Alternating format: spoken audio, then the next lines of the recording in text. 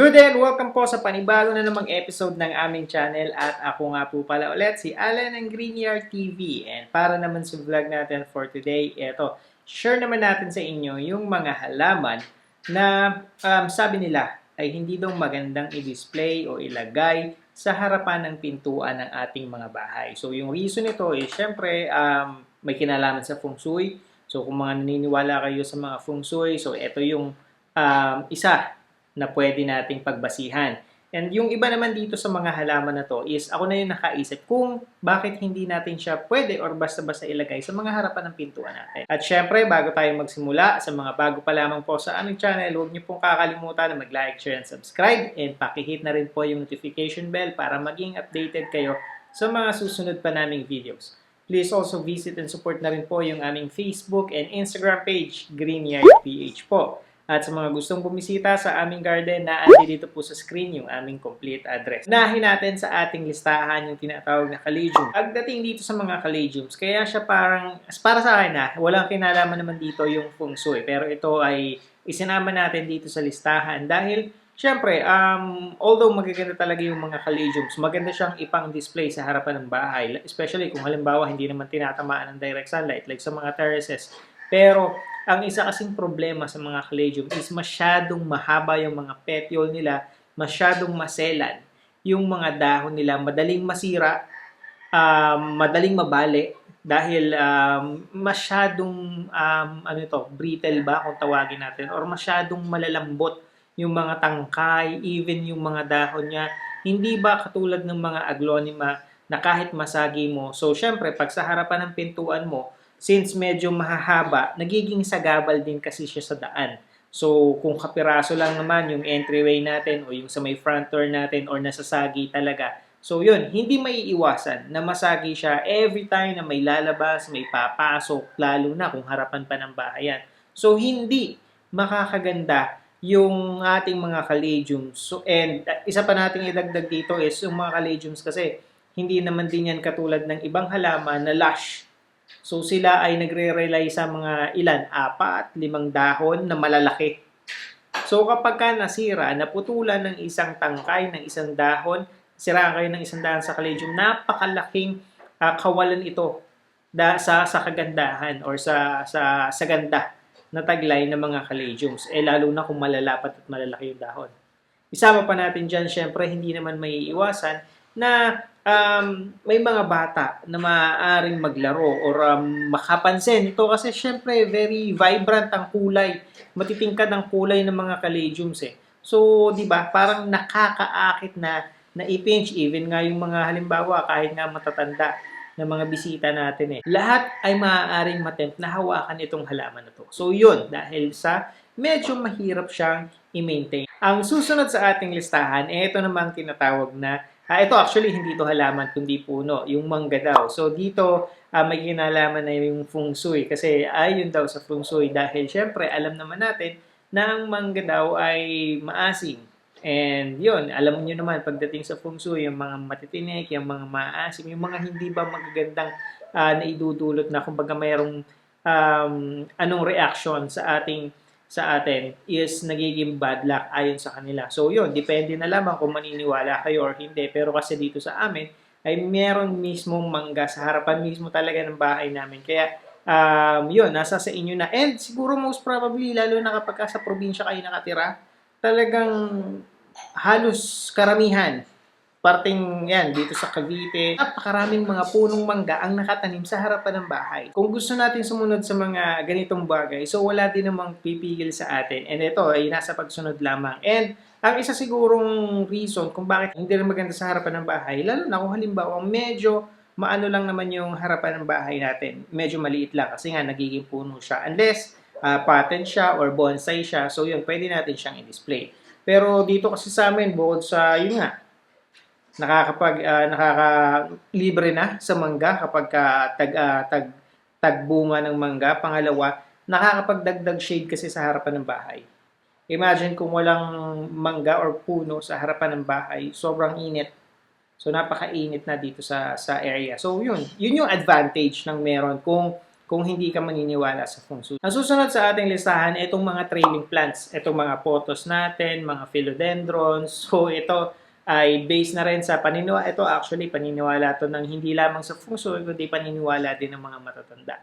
Kasi daw hindi daw pwede or hindi daw dapat nag-aalaga ng mga halaman na gumagapang. Dahil yon ay ang base sa matatanda, sa kasabihan ng matatanda ay gagapang ka din sa buhay kung halimbawa aalaga ka ng mga halaman na gumagapang. Pero yun, ako ay dito sa amin, marami rin kaming trailing plants na nakapalibot. Actually, dito sa may garden namin, gumagapang na siya. Pinabayaan namin mag-trail dun sa pinaka-wall namin. Meron din kaming naka-pole.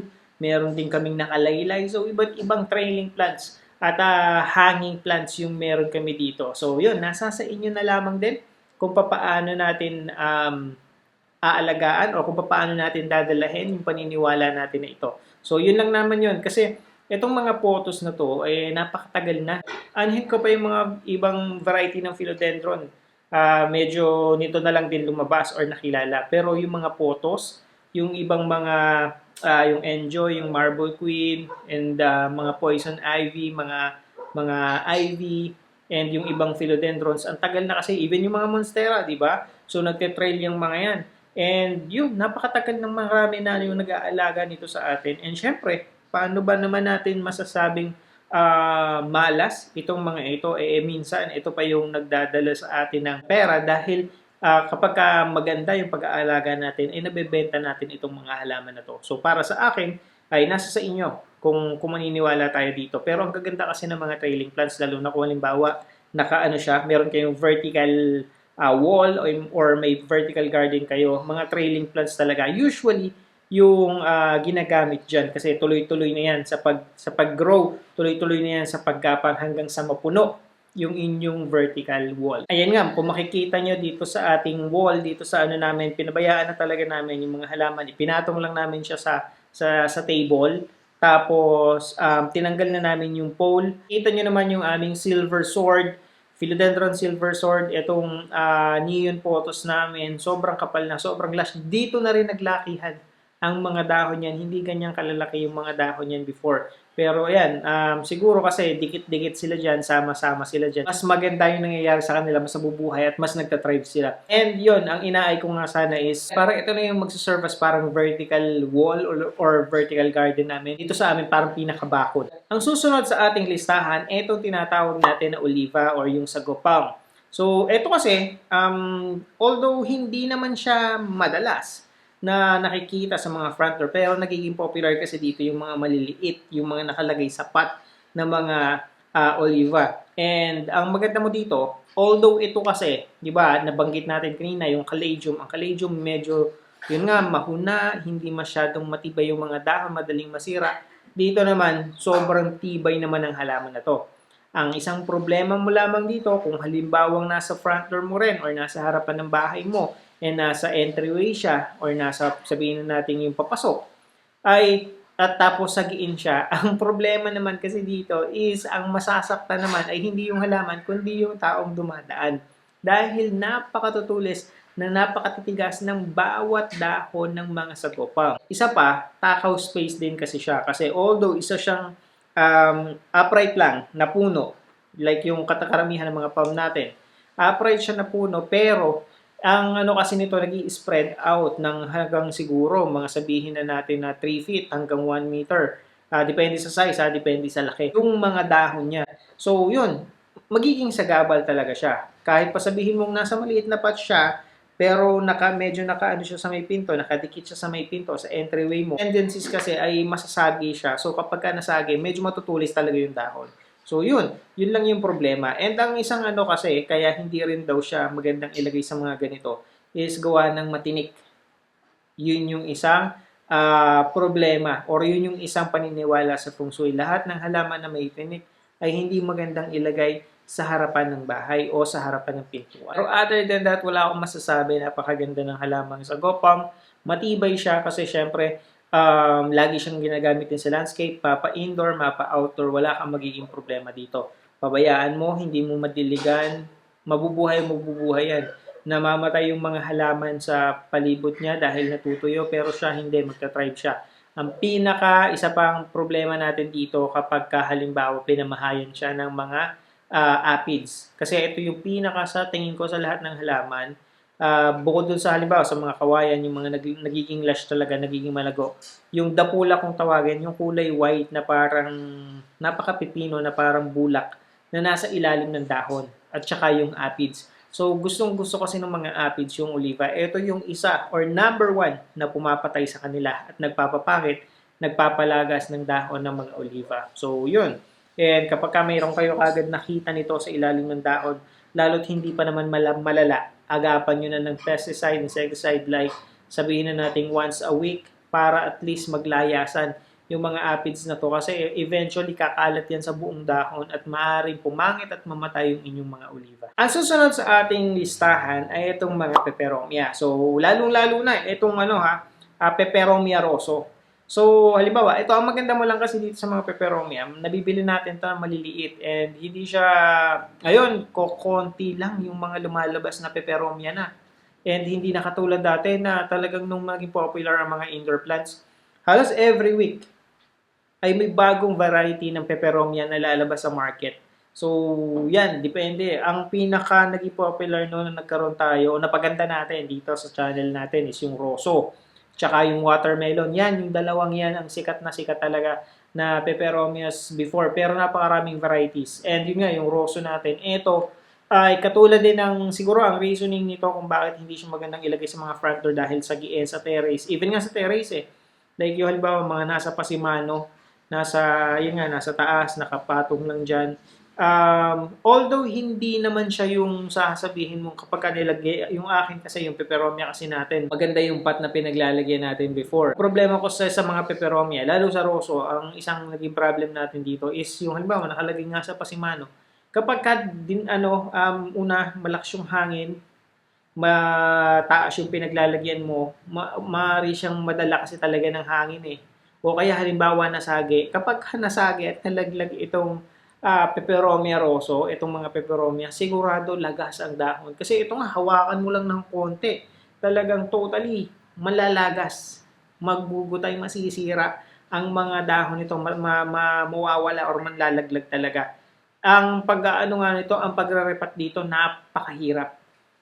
So parang ang option mo doon kapag nag-aalaga ka ng peperomia, lalo na kapag i-repat mo siya kasi na siya, overcrowded na. Hindi rin kasi maganda kung hindi mo i-repat Dahil once na kumapal ang mga peperomia, especially itong rosso at napuno niya yung pot niya, pag hindi mo siya inilipat or inirepat sa much bigger pot, wala na siyang space doon sa pot niya. So mangyayari, unti-unting manlalagas, manlalaglag at papangit yung mga peperomia ninyo.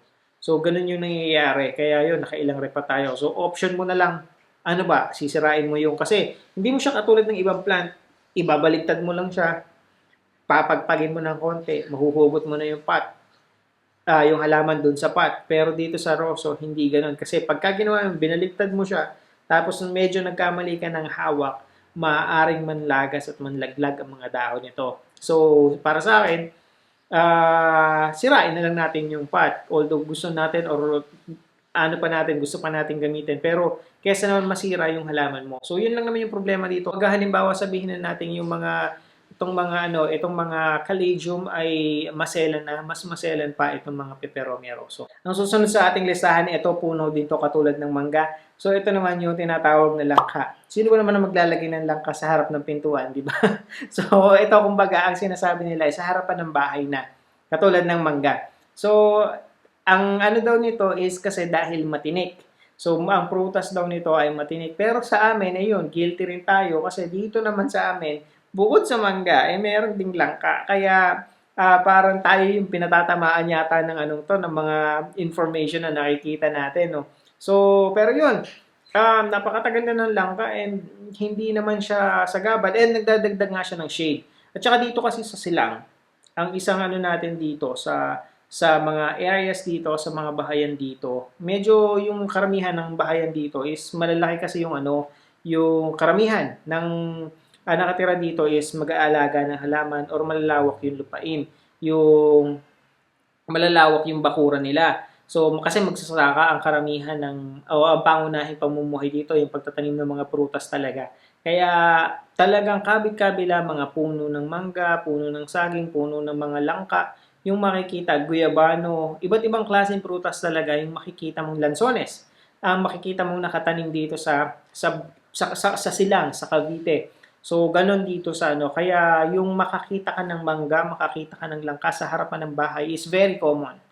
Kasi hanggat merong space, hanggat merong harapan, merong bakuran, talagang mahilig magtanim or tinataniman to ng mga fruit-bearing na trees, mga gulay, mga ba't ibang klase pa ng prutas. So, ganun lang talaga dito. Kaya, very common dito at hindi mo sasabihing unusual. Yun nga, yung sa mga naniniwala sa feng shui, ito daw yung mga dapat daw iwasan. Pero dito sa amin, wala, ano na yan part na ng bakuran, yung pag-aalaga ng mga ganitong klaseng mga puno or mga kahit pa sabihin mong feng shui o yung ganyan. Iba naman kasi may sinasabing, pwede mo naman kontrahin ng ganito, ng ganyan. So, yun, dito sa Silang siguro, pagdating sa mga fruits talaga, kahit sabihin mong malas or hindi, or alam nila or hindi. Siguro, hindi lang ganun ka-knowledgeable pagdating dito sa mga feng shui or hindi naman kasi masyadong ma-feng shui dito sa Silang. Although, hindi natin masasabi, di ba?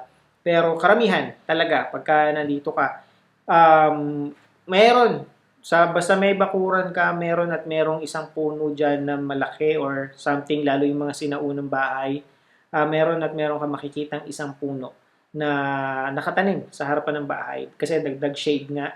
At the same time, yun nga, mahihilig talaga magtanim lalo ng mga bumubunga yung mga tao dito sa aming lugar. So, yun lamang po and I hope nakatulong at nag-enjoy kayo sa panonood ng video na to. And again, sa mga bago pa lamang po sa aming channel, huwag niyo pong kakalimutan na mag-like, share, and subscribe. And pakihit na rin po yung notification bell para maging updated kayo sa mga susunod pa naming videos. Magkita-kita po ulit tayo sa susunod na episode ng Green Yard TV and thank you for watching.